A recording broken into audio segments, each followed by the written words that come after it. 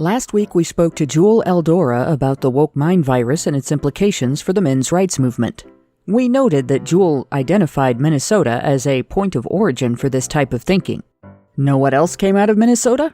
The Duluth Model of Understanding and Community Response to Intimate Partner Violence. Let's dig a little into that pile of bovine excrement and see what comes up.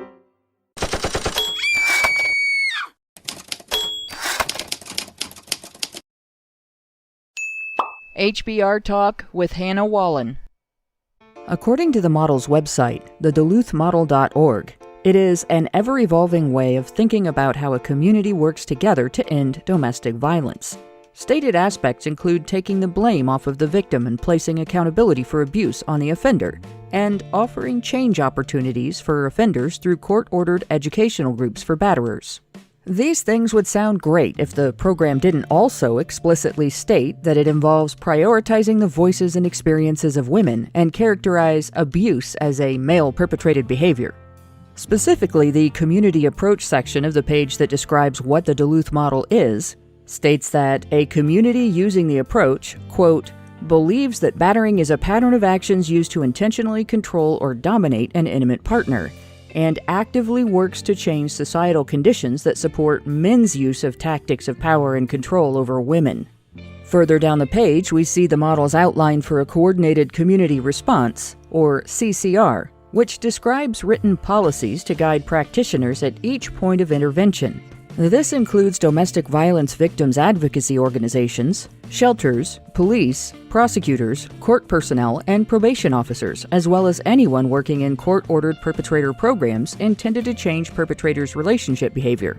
The CCR outline describes protocols and procedures that link the various response entities together, allows for dialogue that focuses not on the individual but on, quote, systemic problems, and a commitment to present, essentially, a unified front against the alleged perpetrator at every step within the system. The model is straight out of the woke mind virus playbook, using as its underlying basis the threat narrative that underpins all feminist dogma, patriarchy theory, which holds that Western society is a male-dominated social structure in which men hold power and women are largely excluded from it, which is maintained by the male population's use of coercive control, violence, exploitation, and cultural standards to subjugate and oppress the female population. The Duluth model holds that domestic violence is part of the violence used to achieve this oppressive subjugation, and therefore cannot be treated the same when it is female perpetrated.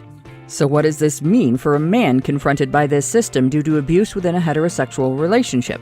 Before his case receives any evaluation at all, advocates and law enforcement are predisposed to view him as a domineering batterer bent on exercising patriarchal control over his partner. Every detail of the case will be viewed and skewed through that filter, with motives imputed based on it, and the nature and validity of experiences judged by its standards. One example is the program's gender unequal treatment of behavior, which can be labeled coercive control. To understand it, imagine this scenario.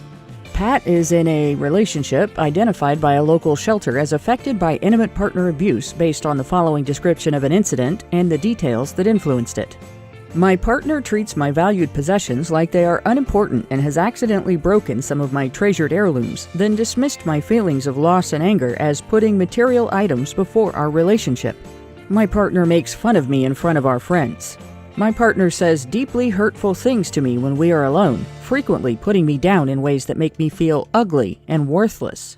When I try to talk to my partner, I am frequently ignored, denied consideration, or treated like my concerns are invalid or unimportant. Recently, this occurred when I confronted my partner about these issues. I felt totally disrespected when my partner tried to shut me off and hide from the discussion. I followed my partner into the next room and blocked the way out to ensure that my concerns would have to be addressed.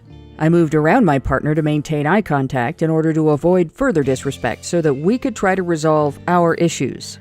When I did not permit further disrespect or tolerate being abandoned again, my partner shoved me and I defended myself. That's how the fight started. Assume for this scenario that Pat has all of the same potentially extenuating details and Pat's partner has all of the same potentially extenuating details, regardless of their sex. So we are only considering the details given in the scenario. Pat will have very different experiences with a system guided by the Duluth model, depending on gender. If the description is given by a woman, Patricia, program guidance admonishes all personnel to believe her. She will be viewed as a victim of emotional abuse whose initial aggression was an act of self-defense against coercive control that involved psychological attacks on her self-esteem and her sense of being respected and valued as a person, who was physically attacked for just trying to have a conversation with her insensitive, emotionally stingy partner. If the very same description is given by a man, Patrick, however, program guidance admonishes all personnel to suspect him as a lying perpetrator trying to deflect accountability to his victim.